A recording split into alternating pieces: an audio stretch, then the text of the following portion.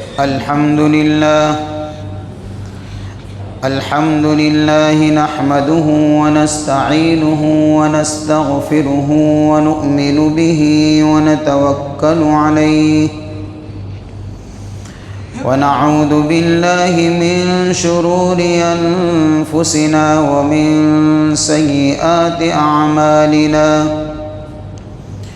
من يهده الله فلا مضل له ومن يضلله فلا هادي له ونشهد أن لا إله إلا الله وحده لا شريك له ونشهد أن سيدنا وسندنا ومولانا محمدًا عبده ورسوله صلى الله تعالى عليه وعلى آله وأصحابه أجمعين أما بعد فأعوذ بالله من الشيطان الرجيم بسم الله الرحمن الرحيم واتل عليهم نبأ بني آدم بالحق إذ قربا قربانا فتقبل من أحدهما ولم يتقبل من الآخر وقال الله تعالى في موضع آخر لكل أمة جعلنا منسكا ليذكروا اسم الله على ما رزقهم من بهيمة الأنعام فإلهكم إله واحد فله أسلموا وبشر المخبتين صدق الله مولانا العظيم وصدق رسوله النبي الكريم ونحن على ذلك لمن الشاهدين والشاكرين والحمد لله رب العالمين درود الشریف پڑھیں اللهم صل على سيدنا محمد النبي الأمي وعلى آله وبارك وسلم اللهم صل على سيدنا محمد النبي الأمي وعلى آله وبارك وسلم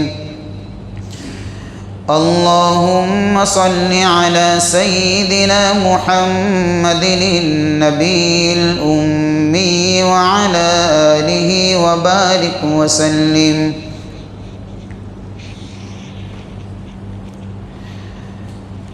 قابل قدر محترم دوست اور بزرگوں،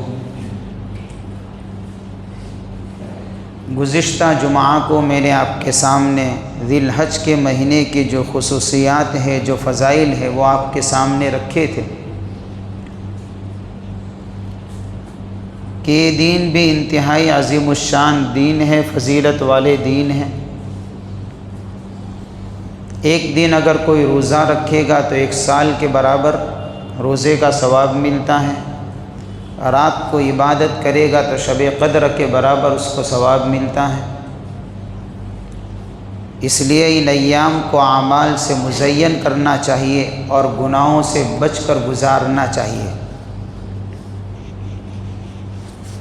اسی کے ساتھ ساتھ یہ اتنے عظیم الشان مہینہ ہے کہ قربانی والا عمل بھی اسی مہینے میں ہے،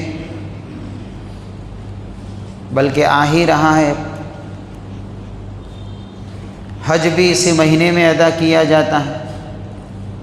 بہت ساری عبادتیں ایک ساتھ اس مہینے کے اندر جمع ہیں،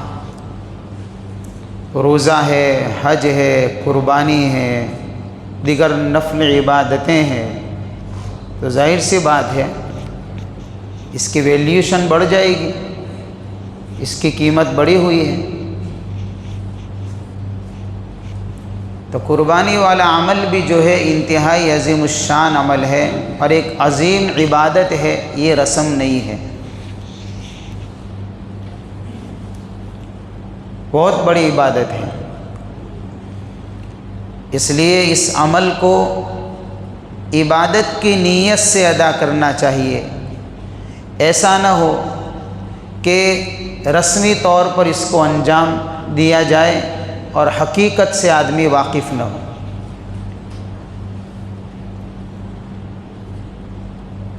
اور کوئی ایسا بھی نہیں ہے کہ یہ عمل یعنی قربانی والا عمل خاص اسی یعنی کہ امت کو ہی ملا ہے، بلکہ یہ عمل تو ہر ملت میں رہا ہے. ہر نبی کی شریعت کے اندر قربانی والا عمل تھا، شکل چاہے جو بھی ہو. چنانچہ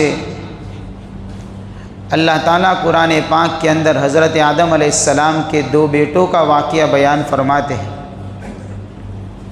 اس سے بھی پتہ چلتا ہے کہ حضرت آدم سے قربانی والا عمل چل رہا ہے، انسان اول سے ہی.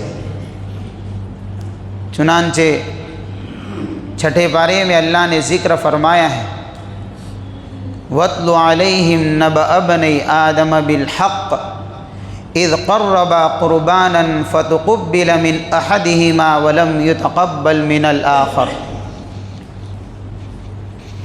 کیا آپ ان کے سامنے آدم علیہ السلام کے 2 بیٹوں کا واقعہ سچ سچ پڑھ کر سنائیے.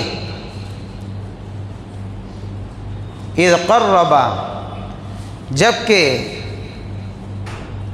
دونوں میں سے ہر ایک نے اپنی طرف سے قربانی پیش کی اللہ کے سامنے.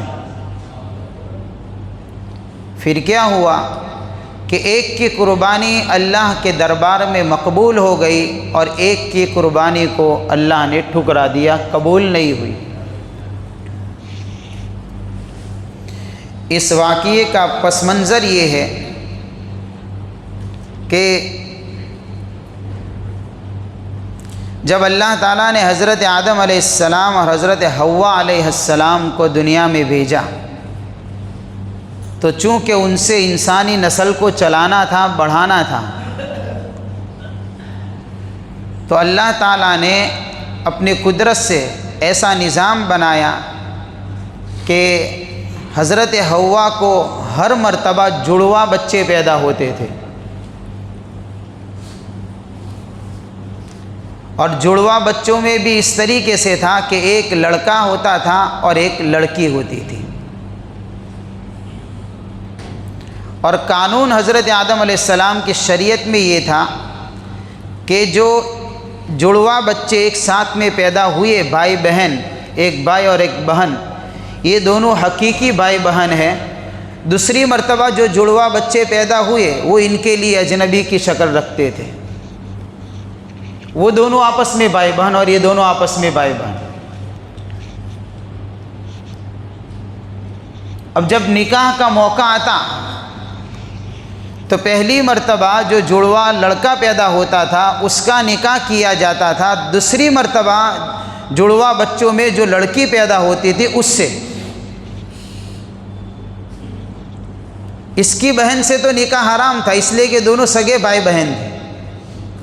لیکن دوسری مرتبہ جو جڑواں بچے پیدا ہوئے اور اس میں جو لڑکی کی پیدائش ہوئی وہ پہلے کے لیے اجنبی ہوتی تھی، تو اس سے نکاح جائز تھا. تو یہ طریقہ کار گویا کہ اللہ کی طرف سے مقرر کیا گیا تھا، اور اس طریقے سے نکاح کا سلسلہ چلتا تھا، چلا، اور انسانی نسل بڑھی. اب ایک مرتبہ ایسا واقعہ پیش آیا کہ حضرت آدم علیہ السلام کے 2 لڑکے تھے، ایک کا نام قابل تھا اور ایک کا نام حابل تھا.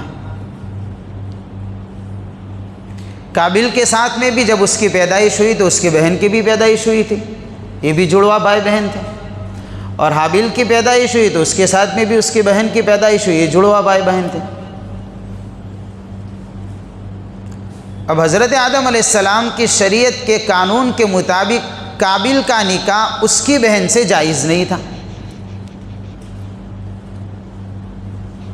اور قابل کی جو بہن تھی وہ خوبصورت تھی، اور حابل کی جو بہن تھی وہ ذرا خوبصورتی میں کم تھی.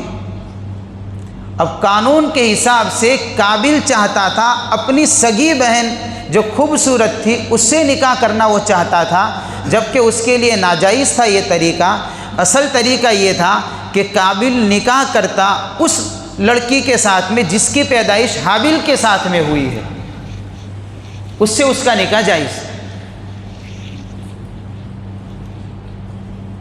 اب اس کو سمجھایا گیا،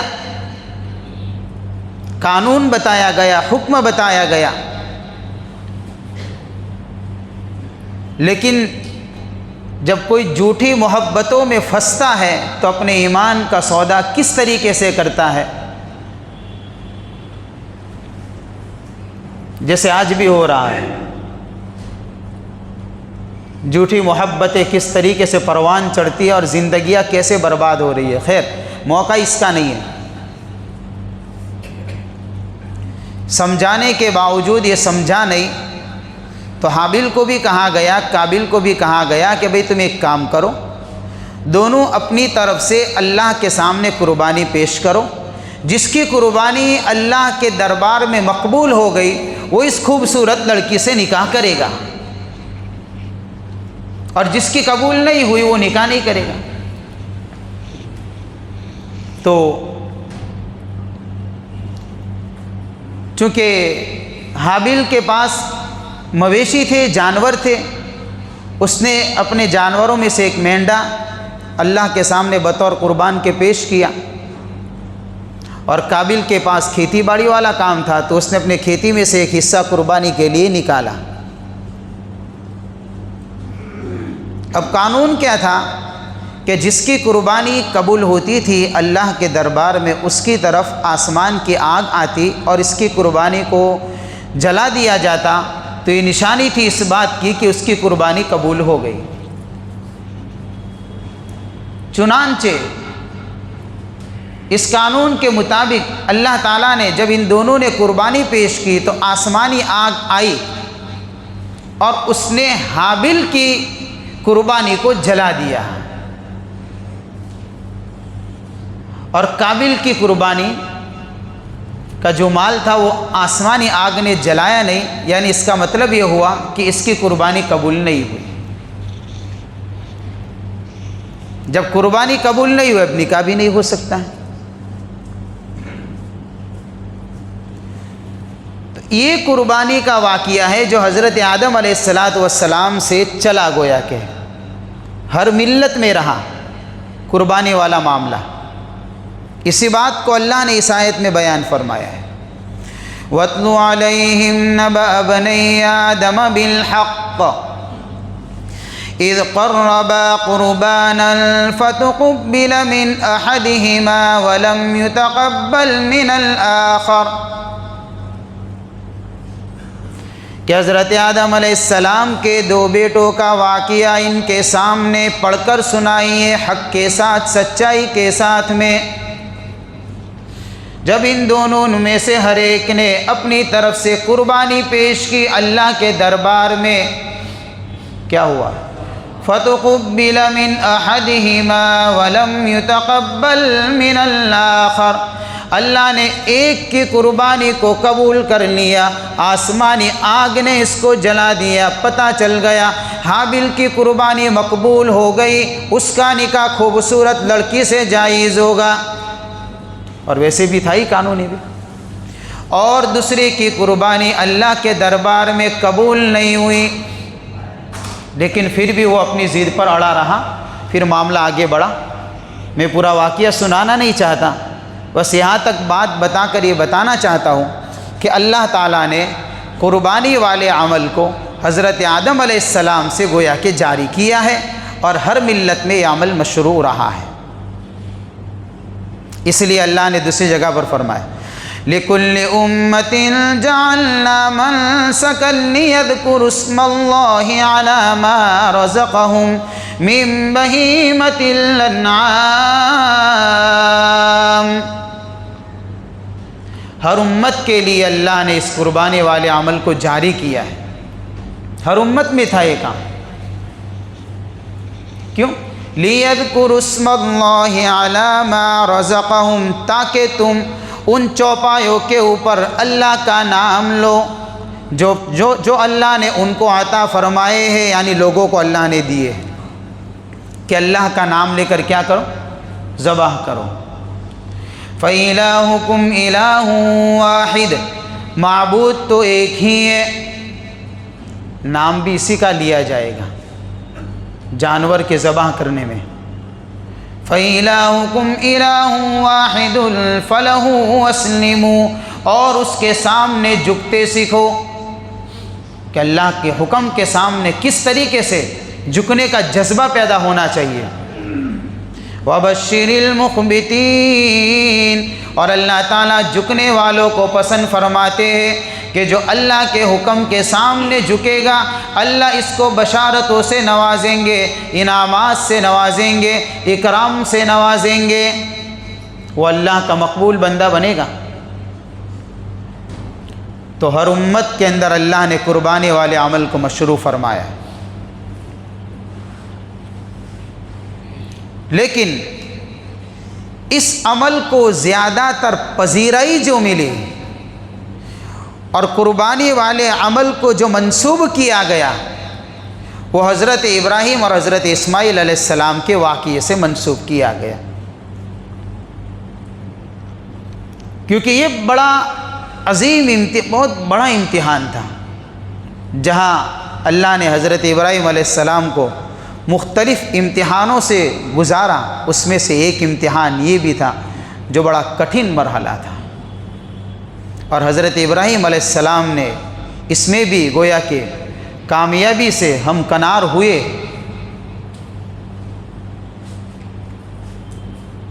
اور اس عمل کو بھی کس طریقے سے انجام دیا کہ اللہ راضی ہو گئے اور اس کا بدل اللہ نے عطا فرمایا،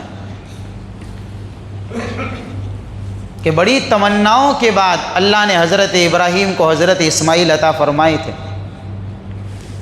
2 بیویاں تھیں حضرت ابراہیم کی، ایک کا نام حضرت سارہ اور ایک کا نام حضرت ہاجرہ۔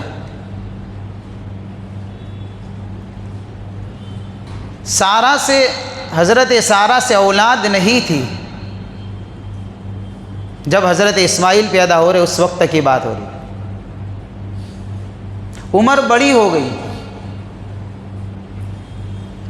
اور ایسا لگتا نہیں تھا کہ اب اولاد ہوئے، چنانچہ اللہ نے ایسے اسباب پیدا فرمائے کہ حضرت ابراہیم علیہ السلام کا نکاح حضرت ہاجرہ سے ہوتا ہے، اور اللہ کے دربار میں حضرت ابراہیم علیہ السلام نے پکار لگائی، رب هب لی من الصالحین فبشرناہ بغلام حلیم، اس لیے کہ خزانہ تو اسی کے پاس ہے نا، لینا ہو تو وہیں سے لے، وہاں عزت کے ساتھ میں دیا جائے گا اور عزتوں سے نوازا جائے گا۔ لوگوں کے قبضے قدرت میں کوئی چیز ہے نہیں کہ کسی مخلوق کے در کو کھٹکھٹایا جائے اور وہاں سے کوئی چیز لی جائے، اور یہ خزانہ تو حقیقت میں اللہ کے پاس ہے، لہذا یہ تو کوئی نہ نبی دے سکتا ہے نہ ولی دے سکتا ہے، واضح الفاظ کے اندر یہ انسان نہیں دے سکتا اولاد، یہ اللہ ہی دے سکتا ہے۔ تو اللہ کے سامنے حضرت ابراہیم نے دعا کی ہے، وہ تو پیغمبر تھے، نبی تھے، اگر نبی کے قبضے میں ہوتا اولاد دینا تو دعا ہی کیوں کرتے؟ پہلی بیوی سے تو اولاد ہی نہیں ہے ابھی تک تو، لیکن پتہ چلا یہ اللہ کے پاس خزانہ ہے، لہذا چاہیے کہ مانگنا ہو تو اللہ سے مانگے، رب هب لی من الصالحین، اے اللہ نیک لڑکا عطا کریے، نیک اولاد، اور دیکھیے مانگے تو کیا مانگے؟ نیک اولاد مانگے، اولاد نیک ہوگی تو اطاعت گزار بنے گی، ماں باپ کی فرما بردار بنے گی، اللہ اور اس کے رسول کے حکموں کو پورا کرنے والی بنے گی۔ بہت ساری چیزیں اس میں سمجھنے کی ہے، خالی اولاد کافی نہیں ہے، نیک اولاد جو ہے وہ بڑا انعام ہے۔ بہت سی مرتبہ خالی اولاد جو ہے وہ مصیبت بن جاتی ہے، انما اموالکم واولادکم فتنہ، قرآن کہہ رہا ہے تمہارا مال بھی فتنہ ہے، تمہاری اولاد بھی فتنہ ہے۔ ارے اولاد فتنہ ہے؟ ہاں اولاد فتنہ ہے کہ ہاں کہ وہ اولاد فتنہ ہے جس اولاد کی زندگی میں سرکشی اور بغاوت نظر آتی ہو، وہ فتنہ نہیں تو اور کیا ہے۔ اس لیے اللہ سے مانگے تو نیک اولاد مانگے۔ حضرت ابراہیم علیہ السلام کی عمر بھی کافی بڑی ہو چکی ہے، لیکن چونکہ اللہ کے لیے اولاد دینے کے لیے کوئی شرائط نہیں ہے کہ اس عمر میں ہی اولاد دیں گے پھر نہیں دیں گے، وہ تو خزانوں کا مالک ہے، وہ 100 سال کے بوڑھے کو بھی دے دے، اس کے قبضے قدرت میں ہے۔ چنانچہ اللہ نے بشارت سنا دی، فَبَشَّرْنَاهُ بِغُلَامٍ حَلِيمٍ،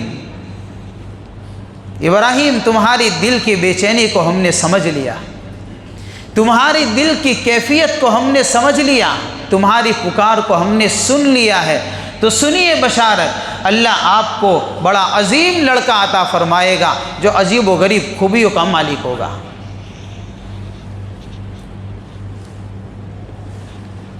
ہاں ایسا لڑکا اللہ دے گا۔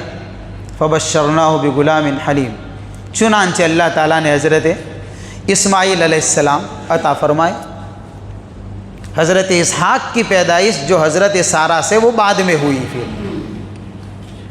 جب حضرت اسماعیل کی پیدائش ہوئی اس وقت تک حضرت اسحاق کی پیدائش نہیں ہوئی تھی، اور یہی اکلوتے بیٹے تھے حضرت اسماعیل حضرت ابراہیم کے، اور 86 سال کی عمر کے اندر اللہ نے لڑکا دیا ہے۔ جس گھر کے اندر کوئی اولاد ہی نہ ہو اور پھر اس عمر کے اندر اللہ ایک اولاد عطا کر دے، اس گھر کا منظر دیکھیے، اس گھر کے چہروں کو پڑھیے، ان کے اندر کی محبتیں ان کے چہروں پر جھلکتی ہوئی ان کی خوشیاں نظر آئے گی۔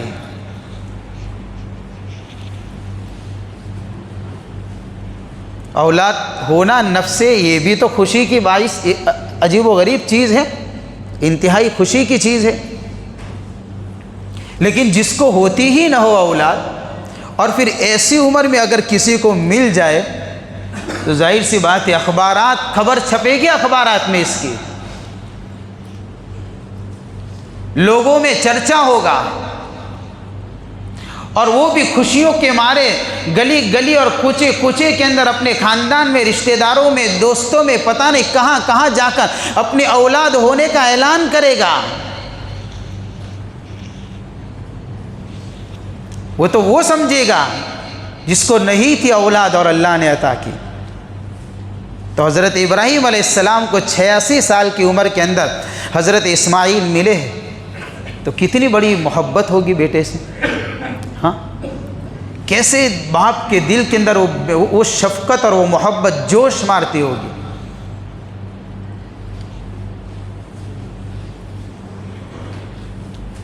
امتحان کا موقع آتا ہے،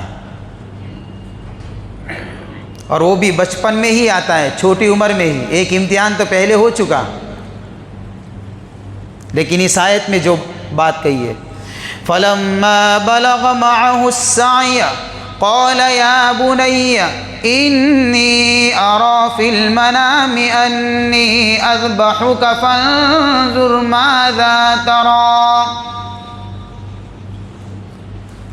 جب حضرت اسماعیل علیہ السلام ابراہیم کے ساتھ چل پھرنے لگے، دوڑنے لگے، اس عمر کو پہنچے، 10 سے 12 سال کی عمر، کام کے اندر ہاتھ بٹانے کے لائق ہوئے تھوڑے، تو کون سا بچہ کام میں ہاتھ بٹاتا ہے؟ وہی 10 سے 12 سال کی عمر۔ ہاں دیکھ لے ذرا 10 سے 12 سال کی عمر کے بچوں کو دیکھ لے، اتنی عمر تھی تقریباً، حالانکہ قرآن نے وضاحت نہیں کہ علماء فرماتے کہ ایسی عمر کو پہنچے ہیں کہ دوڑ بھاگ سکے، باپ کے ساتھ میں چل پھر سکے، کچھ کام میں ہاتھ بٹا سکے۔ جب اولاد اس عمر کو پہنچتی ہے تو اولاد کی خوبیاں دھیرے دھیرے ابھر کر جب سامنے آتی ہے تو باپ کے دل میں محبت کا پیمانہ اور بھی جوش میں آتا ہے، اور بھی محبت بڑھتی ہے۔ لیکن اللہ کی طرف سے امتحان کا موقع آیا ہے۔ یہ کیا کہا؟ خواب دیکھتے ہیں حضرت ابراہیم علیہ السلام کہ بیٹے کو ذبح کر رہے ہیں، اسماعیل کو، کیا کریں گے؟ نبی ہے اور نبی کا خواب وہی ہوا کرتا ہے، یعنی پکی بات ہے، یہ عمل کرنا ہے۔ چنانچہ حضرت ابراہیم علیہ السلام نے اپنے خواب کا تذکرہ کیا بیٹے کے سامنے، حضرت اسماعیل کے سامنے۔ یا بنی انی ارا فی المنام انی اذبحک فانظر ماذا تری، اے میرے پیارے بیٹے، بیٹے نہیں کہا پیارے بیٹے، اس لفظ کے اندر ابراہیم کی باپ کی بیٹے کے ساتھ میں جو شفقت بھری ہوئی ہے وہ شفقت ٹپکتی ہے۔ یا بنیہ، عربی کے اندر بنیہ ایسے، یعنی کہ اس وقت اس کا یوز ہوتا، استعمال ہوتا ہے جب بیٹے کی محبت دل میں جوش مارتی ہو تو کہا جاتا ہے میرے پیارے بیٹے۔ بڑے پیارے انداز میں خواب سنایا ہے، وہ شفقت اور محبت سے سنایا ہے۔ انی ارا فی المنام، میں نے ایک خواب دیکھا ہے۔ کیا دیکھا ہے؟ لیکن خواب کے اندر کیا دیکھا؟ انی اذبحک فانظر ماذا تری، خواب یہ دیکھا ہے کہ میں تجھے ذبح کر رہا ہوں، ذرا تو بھی اپنے خیال کا اظہار کر لے، کیا کرنا ہے؟ باپ نے بیٹے سے رائے پوچھی، 86 سال کی عمر میں بیٹا ملا ہے، ابھی کچھ عمر کو پہنچا ہے، ابھی تو باپ کی محبت دل کے اندر وہ جوش مارنے لگی ہے، باپ کے ساتھ کام میں ہاتھ بٹانے کے لائق ہوئی ہے یہ اولاد، ابھی تو اس عمر کو پہنچے ہے، اس کی خوبیاں اب تو نکل کر سامنے آ رہی ہے۔ ایسے وقت پر اس منظر کو بیان کیا جا رہا ہے۔ اذبحک فانظر ماذا تری، بیٹا تجھے ذبح کر رہا ہوں، تو بھی اپنی رائے بتا دے۔ تو بیٹا بھی کوئی لوکل بیٹا تھوڑی تھا، ہاں بیٹا بھی اسماعیل تھے نا۔ چنانچہ جب باپ کی زبان سے اس خواب کا تذکرہ سنا ہے تو یہ نہیں کہا ابا جان خواب ہے چھوڑ دیجئے، خواب کے اندر تو ایسے حالات پیش آ سکتے ہیں، تعویل نہیں کی، کشمکش میں نہیں پڑے، سوچا نہیں ہے، بلکہ حضرت اسماعیل علیہ السلام نے ایک بات کہہ دی، یا ابت افعل ما تؤمر ستجدنی ان شاء اللہ من الصابرین۔ ابا جان اگر یہ منظر دیکھ لیا ہے کوئی بات نہیں، سوچنے کی ضرورت نہیں ہے، ہاں دیر کرنے کی ضرورت نہیں ہے، جو کام اللہ نے آپ کو سونپا ہے آپ کام کر دیجئے، میرا کام میں کروں گا۔ دونوں پر کام کی تقسیم ہے، ایک کام تم کو کرنا ہے، ایک کام مجھے کرنا ہے۔ آپ کو کیا کرنا ہے؟ یا ابت افعل ما تؤمر، آپ کو اللہ کا حکم پورا کرنا ہے۔ جان سے زیادہ قیمتی اللہ کا حکم ہوتا ہے، اور ہر چیز کی محبت سے زیادہ قیمتی اللہ کی محبت ہوتی ہے۔ جب اللہ نے مانگا ہے محبت کا ثبوت پیش کیجیے۔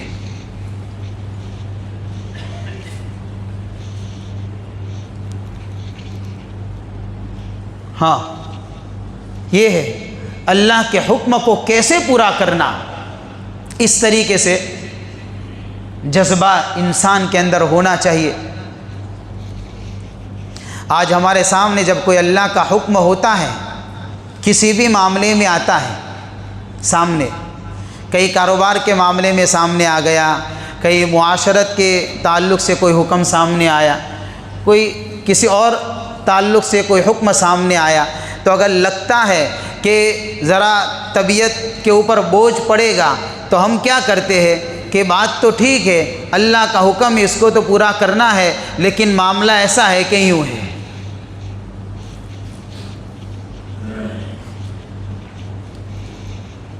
معاملہ ایسا ہے کہ یوں ہے۔ اب یہ یوں کے بعد جو معاملہ ہوتا ہے وہ انتہائی خطرناک ہوتا ہے۔ ہمیں زندگی کے قدم قدم کے اوپر ہمارے غلط تجربات سامنے آئیں گے کہ ہم کتنے اللہ کے احکام پورے کرتے ہیں اور کتنے ہم اپنی مرضیات چلاتے ہیں جاننے کے باوجود۔ ہم سمجھتے ہیں ایک کام کرنا غلط ہے، ناجائز ہے، گناہ ہے، لیکن اس کے باوجود، جاننے کے باوجود ہم پھر بھی اللہ کے احکام کو توڑ رہے ہیں۔ اور یا باپ اور بیٹا، یا ابت افعل ما تؤمر، ابا جان اللہ کا حکم پورا کر دیجئے، یہ کام آپ کا ہے، میرا کام صبر کرنا ہے، ستجدنی انشاء اللہ من الصابرین، انشاءاللہ اگر اللہ نے چاہا تو مجھے صبر کرنے والوں میں پائیں گے۔ یہ میرا کام ہے، جب حکم آ چکا ہے تو صبر کریں گے اور اللہ کے سامنے اس نذرانے کو پیش کریں گے۔ ہاں، ستجدنی انشاءاللہ من الصابرین۔ چنانچہ اس واقعے کی تکمیل کے لیے، یعنی اس حکم کو پورا کرنے کے لیے حضرت ابراہیم اسماعیل کو لے کر چلے ہیں قربان گاہ کی طرف۔ یہی چھوٹا سا بچہ باپ کے ساتھ میں چل رہا ہے۔ کیا گزری ہوگی، کس طریقے سے، کن امنگوں کے ساتھ میں ابراہیم بیٹے اسماعیل کو لے کر چلے ہوں گے۔ ہم تھوڑی دیر کے لیے تصور کریں، سوچیں، ہم قربانیاں کرتے ہیں، کبھی اس کے اوپر غور کیا ہے ہم نے کہ ہم کتنا بڑا عمل انجام دینے جا رہے ہیں؟ یہ رسم تھوڑی پوری کر رہے ہیں، اس سے کیا سبق سکھایا جا رہا ہے؟ ہاں، یہ سوچا ہم نے؟ ماں کے دل پر کیا گزری ہوگی؟ باپ اور بیٹے چل رہے ہیں، باپ کے دل پر کیا گزرتی ہوگی؟ لیکن کوئی ڈر نہیں، کوئی خوف نہیں۔ ڈر ہے تو اس بات کا ہے کہ اللہ اس امتحان میں کامیاب کر دے۔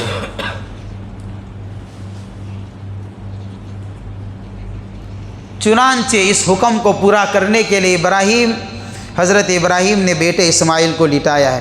فلما اسلم وتلہ للجبین وَنَادَيْنَاهُ أَن يَا إِبْرَاهِيمُ،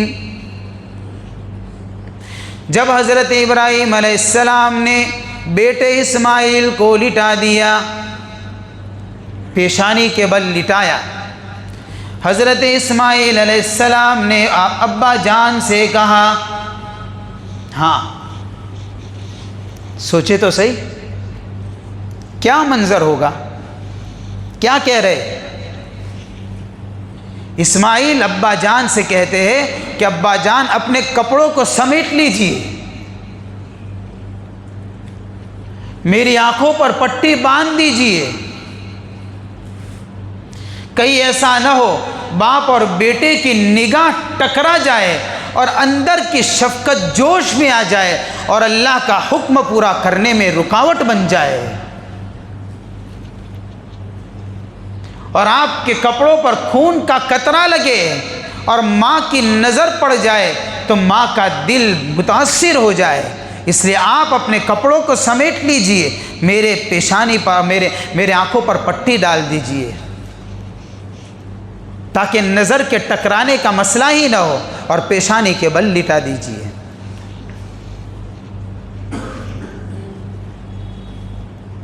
اللہ کی طرف سے صدا آتی ہے، ندا۔ ابراہیم علیہ السلام نے جب اس منظر کے اوپر اس بات کے اوپر عمل کرنے کے لیے بیٹے اسماعیل کو لٹایا ہے، حضرت جبرائیل علیہ السلام آتے ہیں اور اللہ آواز لگاتے، وَنَادَيْنَاهُ أَن يَا إِبْرَاهِيمُ قَدْ صَدَّقْتَ الرُّؤْيَا۔ اللہ فرماتے ہم نے ابراہیم کو آواز لگا کر کہا، ابراہیم بات سچ کر دکھا دی تم نے، کام کر کے دکھایا، خلیل ہونے کا ثبوت دے دیا تم نے کہ تم اللہ کے دوست ہو، واقعی زبردست اللہ کے دوست ہو، تم خلیل الرحمن ہو، کر کے دکھایا ابراہیم۔ حضرت جبرائیل علیہ السلام بھاگتے ہوئے آتے ہیں، جنت سے مینڈھا لے کر آتے ہیں، اور دور سے جب اس منظر کو دیکھا ہے تو جبرائیل بھی پکار اٹھتے ہیں، اللہ اکبر اللہ اکبر۔ جب اس توحید کی صدا کو ابراہیم سنتے ہیں اور دیکھتے ہیں تو حضرت ابراہیم علیہ السلام آگے سے بولتے ہیں، لا الہ الا اللہ واللہ اکبر۔ اور جب اسماعیل علیہ السلام دیکھتے ہیں تو پھر وہ بولتے ہیں، اللہ اکبر وللہ الحمد۔ یہی تکبیر تشریق ہے جو ان 5 ایام میں پڑھی جاتی ہے۔ یہ فرشتے کی صدا ہے، یہ باپ ابراہیم علیہ السلام کی صدا ہے، یہ بیٹے اسماعیل علیہ السلام کی آواز ہے، جو ایام تشریق میں اس تکبیر کو پڑھا جاتا ہے۔ اس طریقے سے اللہ نے جنت کا مینڈا دیا اور اس کو پھر وَفَدَيْنَاهُ بِذِبْحٍ عَظِيمٍ، اور اس کو اللہ کے دربار میں قربان کیا۔ یہ بڑا عظیم واقعہ ہے، بہت سارے اسباق ہے، اس کے اندر سبق ہے، سمجھنے کی ضرورت ہے، وقت نہیں ہے، لیکن ایک بات عرض کرتا چلوں کہ بڑا عظیم عمل ہمارے سامنے آ رہا ہے۔ جب اس عمل کو انجام دے تو اس واقعے کو ذرا تھوڑی دیر کے لیے سوچ لیا کرے، دل اور دماغ کے اندر اس کو تصور میں لایا کرے کہ میں کیا کرنے جا رہا ہوں، کہ اللہ میرے اس عمل کو قبول کر لے۔ یہ سنت ابراہیمی ہے جو اللہ تعالیٰ نے گویا کہ اس امت میں بھی اس کو جاری فرمایا۔ جو بھی عاقل ہے، بالغ ہے، مسلمان ہے، مقیم ہے اور صاحب نصاب ہے، ضرورت سے زائد اس کے پاس اتنا مال سامان وغیرہ ہے کہ جس کی قیمت 52.5 تولہ چاندی کے برابر پہنچ جاتی ہے، ایسے آدمی کے اوپر قربانی کرنا واجب ہے۔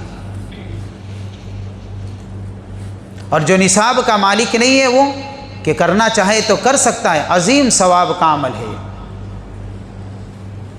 صاحب نصاب ہونا چاہیے وجوب کے لیے۔ لیکن ایک غلط فہمی جو ہم کو ہو گئی ہے وہ یہ ہے کہ بہت سارے لوگ یہ سمجھتے ہیں کہ جس پر زکوٰۃ ضروری ہے اسی پر قربانی واجب ہے، اور جس پر زکوٰۃ نہیں اس پر قربانی نہیں ہے۔ حالانکہ زکوٰۃ اور قربانی کے نصاب میں تھوڑا سا فرق ہے، ایسا ہو سکتا ہے اور ایسا ہے بھی، اور سماج اور معاشرے کے اندر ایسے کیسز سامنے نظر آئیں گے کہ بہت سارے لوگ ایسے ہیں کہ جن پر زکوٰۃ بھی ہے قربانی بھی واجب ہے، اور بہت سارے لوگ ایسے ہیں جن پر زکوٰۃ تو واجب نہیں ہے، ضروری نہیں ہے، لیکن قربانی واجب ہے، قربانی واجب ہے۔ اب وہ قربانی نہیں کرے گا تو گنہگار ہوگا، واجب چھوڑا اس نے۔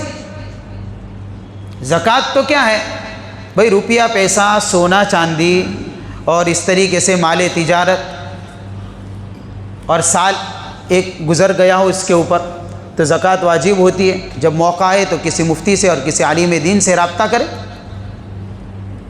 لیکن قربانی کے نصاب کے اندر دیکھیے، ایک تو سال گزرنا بھی ضروری نہیں ہے، اور قربانی کے نصاب کے اندر صرف سونا چاندی روپیہ پیسہ اور اس طریقے سے مال تجارت ہی ہو اتنا ہی نہیں، اور بھی چیز ہے۔ وہ کیا ہے کہ ضرورت سے زائد مال سامان ایسا گھر میں پڑا ہوا ہے جیسے ہمارے گھر کے اندر ایسے برتن پڑے ہوتے جو سالوں سال گزر جاتے کبھی استعمال میں نہیں آتے۔ ایک تو ہے کہ بھئی شادی بیاہ کے موقع پر استعمال میں آتے ہو، مہمان آتے ہو تو استعمال میں آتے ہو، کبھی نہ کبھی کوئی ایسے الگ الگ پروگرام میں استعمال میں آتے ہو، تو یہ تو ضرورت میں آ جائیں گے۔ لیکن ایسے بہت سارے شو پیس پڑے ہوتے ہیں، بہت سارے شو کے برتن پڑے ہوتے ہیں، اور ایسی دیگر چیزیں گھروں کے اندر پڑی ہوتی ہے جو کبھی بھی استعمال میں نہیں آتی، بس اس کو رکھا ہے جب سے لائے تب سے رکھا ہے۔ اب اگر ان چیزوں کو جمع کرو، ان کی ساری کی قیمت لگاؤ تو 52.5 تولہ چاندی کے برابر اس کی قیمت ہو جاتی ہے۔ ایسے آدمی پر بھی قربانی واجب ہے، ایسے آدمی پر بھی واجب ہے قربانی۔ اب وہ یہ سوچے گا کہ میرے پاس تو سونا بھی نہیں ہے، چاندی بھی نہیں ہے، روپیہ پیسہ بھی نہیں ہے، مال تجارت وغیرہ بھی نہیں، تو مجھ پر تو کہاں؟ بھائی یہ ہے نا، قربانی واجب ہے آپ پر۔ اس لیے اپنی کنڈیشن علماء کے سامنے رکھیے، آپ کے پاس کیا ہے کیا نہیں، کس طریقے سے، یہ سارا پورا حساب رکھیں گے تو آپ کے سامنے مسئلہ واضح ہو کر سامنے آئے گا۔ اس لیے ایسے مسائل علماء کے سامنے اور مفتیان کرام کے سامنے رکھنے چاہیے، پوچھنا چاہیے کہ آپ کن کن چیزوں کے مالک ہیں اور کیا کنڈیشن ہے آپ کی، اور آپ کے اوپر قربانی واجب ہے کہ نہیں، تو پتہ چلے گا۔ اپنی طرف سے نہ کرے اس طریقے سے کوئی بھی فیصلہ۔ اب دیکھیں، ہو سکتا ہے کوئی آدمی غلطی کرے اس میں اندر، اب وہ جانتا ہی نہیں ہے، اب یہ ساری چیزیں پڑی ہو، ڈھیر سارا سامان پڑا ہو، قربانی نہیں کر رہا، وہ کیا سمجھتا ہے کہ مجھ پر کہاں واجب ہے، حالانکہ حساب کرو تو واجب نکلتی ہے۔